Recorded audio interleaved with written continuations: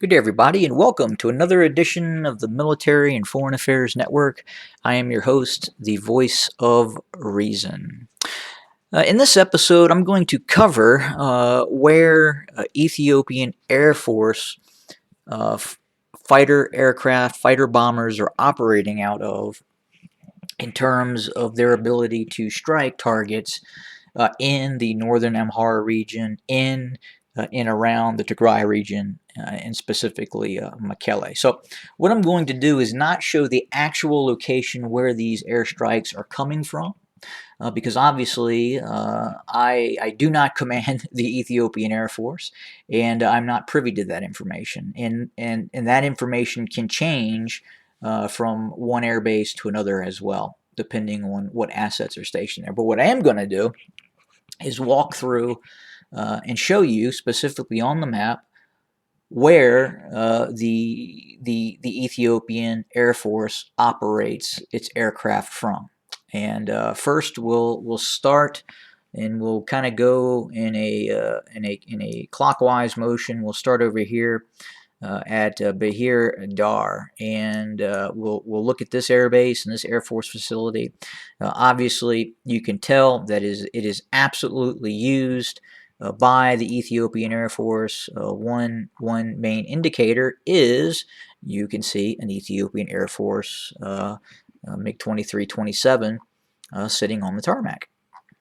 So great indicator that it is being actively used by the Ethiopian Air Force. And then you can obviously see military hangars to that southwest of the actual air base itself. So again, absolutely being used.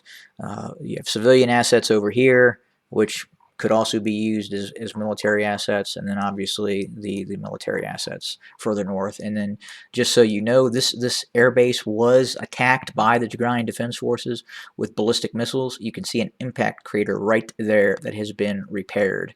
That is an absolute fact that occurred. Very accurate strike, and we don't know whether that destroyed any aircraft on the tarmac. But if there were aircraft parked there, then obviously any aircraft within probably up to 100 meters would have received some sort of fragmentation damage or blast damage. But anyway, that is one air base that is actively being used fairly significantly for ongoing operations. The next air base that could be used, and we've talked about this air base quite a bit in terms of, well, we do not know if it's actively being used by the Ethiopian Air Force, but it could be, and drones could be operating out of this base as well. And this is actually the air base near Kombolcha. So again, we don't see any aircraft currently being used here. Obviously, this is a dated photo, satellite photograph. Could that have changed? Yes, possibly. But again, this is very close to the combat zone, and if drones are being utilized, it would not surprise me that they would be using drones out of this air base. And it's also used as a civilian air base as well. Next, we'll head over and we'll go over to the Afar region, and we'll go to Samara. And this was at one point confirmed as a possible area where drones were being operated out of. I'm sorry, I'm just to the south of it, so here it is. And clearly you can see that the infrastructure is here to actually deploy Air Force assets. Not a lot, just one strip. If we take a quick measurement of this, and we'll transition over to meters, and we'll just run the length, and we're looking at 2,500 meter strip. So, and that's another one. And then primary, we're going to go to the main Ethiopian Air Force Base, where it has its most significant infrastructure and the most Air Force assets operating out of that base. and that is just to the south of Addis Ababa, and that is right here. And it's just to the southeast of the capital, Addis Ababa, also known as Finfinne.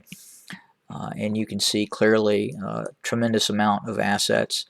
You can see aircraft on the tarmac. You can see training aircraft. You can see MiGs.